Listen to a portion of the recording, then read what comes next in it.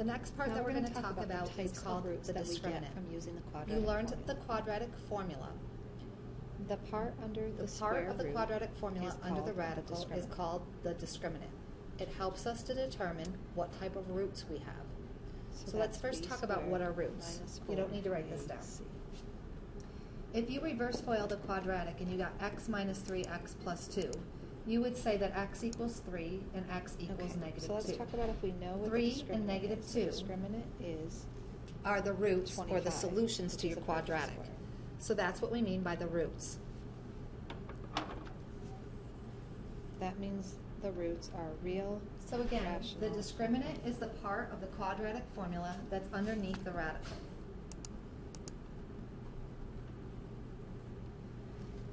We can also show that We it's use not this possible to do determine the something. types of roots.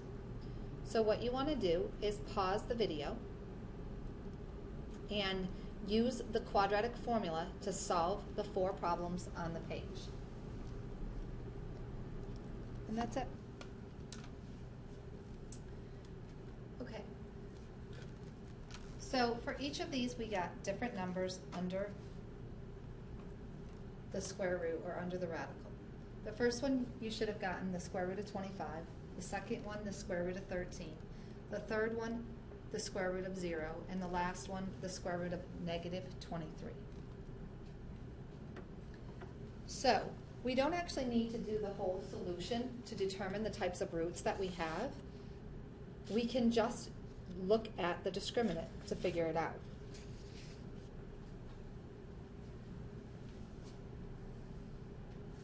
So notice the first one was the square root of 25. 25 is a perfect square and simplified to 5.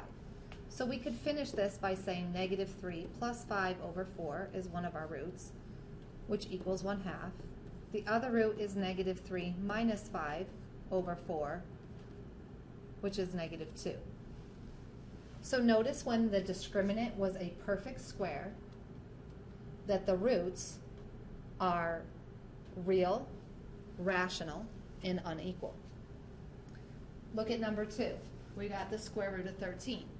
So our two solutions to number 2 are negative 1 plus the square root of 13 over 6. The other one is negative 1 minus the square root of 13 over 6.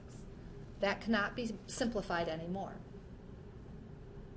So notice when the discriminant was an irrational number, our roots are irrational. Look at the third one. We got 0 under the discriminant. So we would have 6 plus 0 divided by 18, which is 1/3. And we would have 6 minus 0 over 18, which again is 1/3. So notice here that our roots are equal. They're real, rational, and equal. And then for the last one, we've got a negative under the square root. So notice that we can't simplify that anymore. And a negative under the square root is not a real number. So our roots are not real, so not irrational. They're not real roots.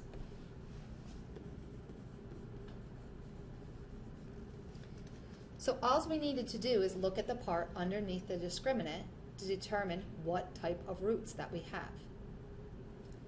So go to the next page. So again, these are the numbers that we got on the previous page. We got 25, which is a perfect square. So that meant that our roots were real, rational, and unequal. So the types of roots that we have are real, rational, and unequal.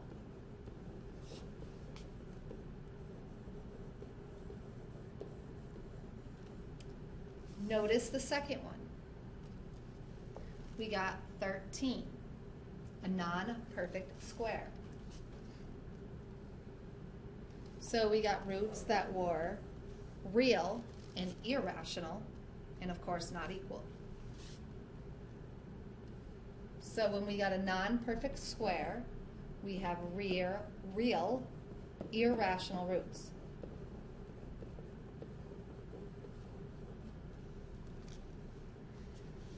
The next one, we got 0. for our discriminant? Well, that meant that we got the same root twice. So we had real, rational, and equal roots.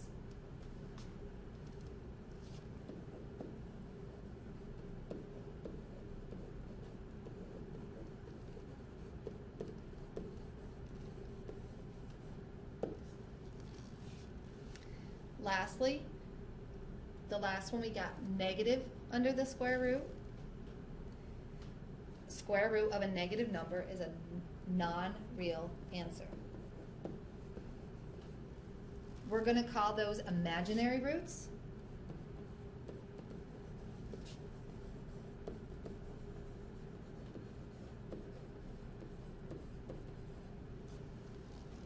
We'll talk more about imaginary roots and imaginary numbers in another lesson.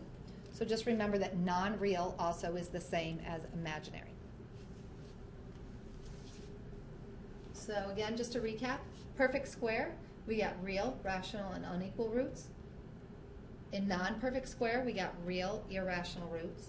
When we got 0, we've got real, rational, and equal roots. And when we had a negative under the radical, we have imaginary roots. Next page. So here's an application problem that we can utilize this idea of the discriminant. So if we have a rectangle,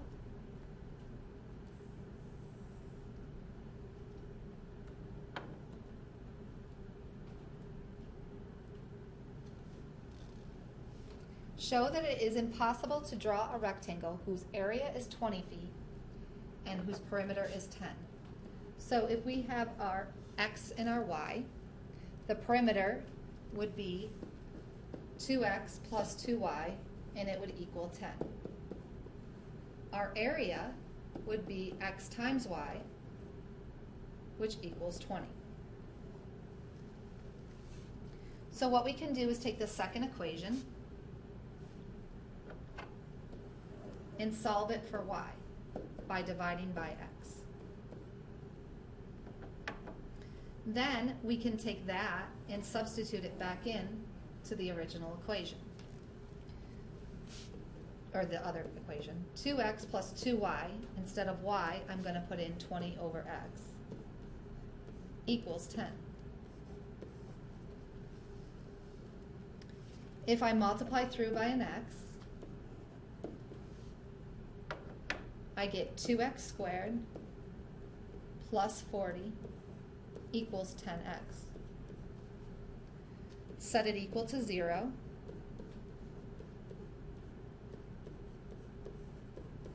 And let's look at the discriminant.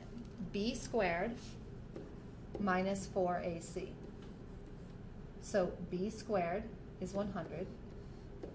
4, a is 2, c is 40. So we get 100. 4 times 2 is 8. 8 times 40 is 320. So we get negative 220. Well, we know that that produces non-real answers or imaginary roots, so therefore there's no real answer to this solution, and we've shown that you cannot make a rectangle with an area of 20 and a perimeter of 10. So in class we'll talk more about how you use the discriminant to determine the roots, and then we'll eventually talk about imaginary numbers. See you in class.